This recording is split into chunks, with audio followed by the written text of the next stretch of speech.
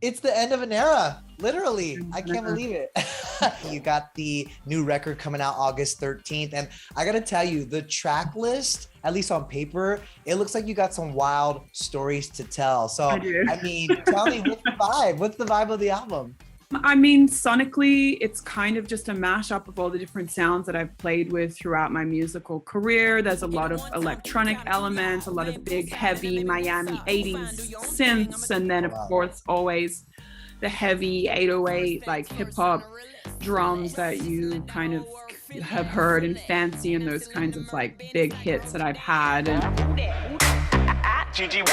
then narrative wise, I'm always talking my shit, but then I'm also just kind of drawing from past stories of crazy shit that I used to do when I was in my early 20s. Did you always know that this was going to be the one before taking a break from music, or did it just kind of evolve into that as you started creating? I had an idea. You did? Like, was this part of the big picture? Yeah, I always felt that, you know, I had other creative things that I really wanted to kind of get to.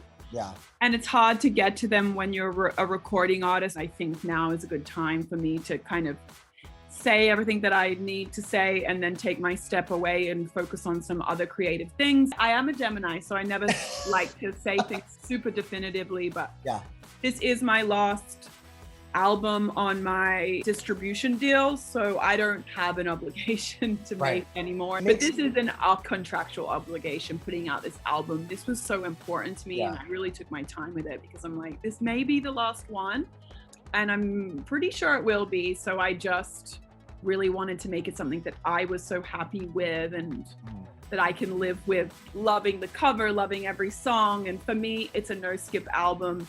For me. No skip album. She said it. Okay. I like it that much. I lay in bed and listen to it all the time, and I just love it.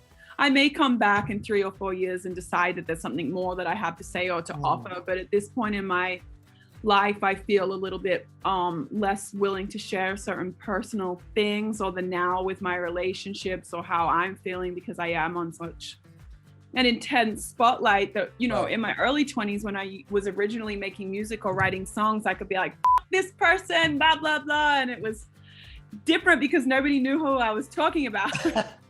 And now they're connecting the dots. Yeah, now everybody connects the dots, and I feel a little less willing to share things like that. But I also think that being vulnerable in those ways, or being willing to share those things, is part of connecting with, you know, your fan base. And there are other ways that I want to connect with them now. My decision to not make any more music is ultimately, really at this point, truly 95% of it is about the fact that I just don't feel that I am comfortable being that level open to the public. I'm, you know, maybe it's partially because I have a son now, and I feel that maternal instinct to want to really like protect him and have that like safe space, and I don't really want to invite strangers to have an opinion about my life so much anymore.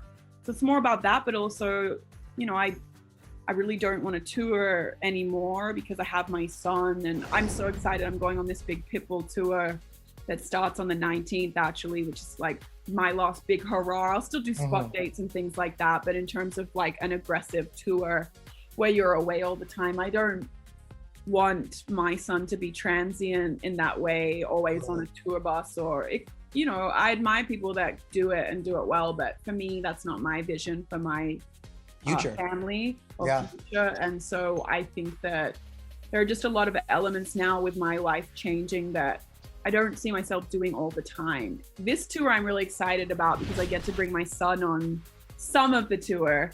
So I don't really have to be without him more than 4 or 5 days. So that works. But as he's older and he's in school and things like that, I don't think it's very fair to him. So I want to try to just like shift my focus onto things that can mesh better with where I'm at in my life. I want to know how's motherhood treating you?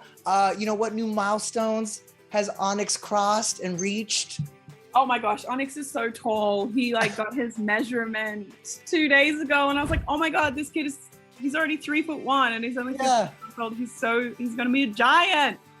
But he's amazing. He's great. Are we about to see less of Onyx? I know you said that you're Yeah. gonna stop posting them on social media. Yeah.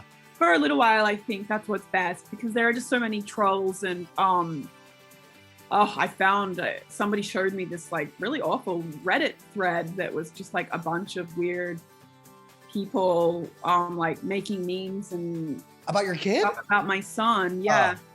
And I just felt really weirded out, to be honest with you, about it as a parent. That was really uncomfortable and weird for me. And I so don't blame you.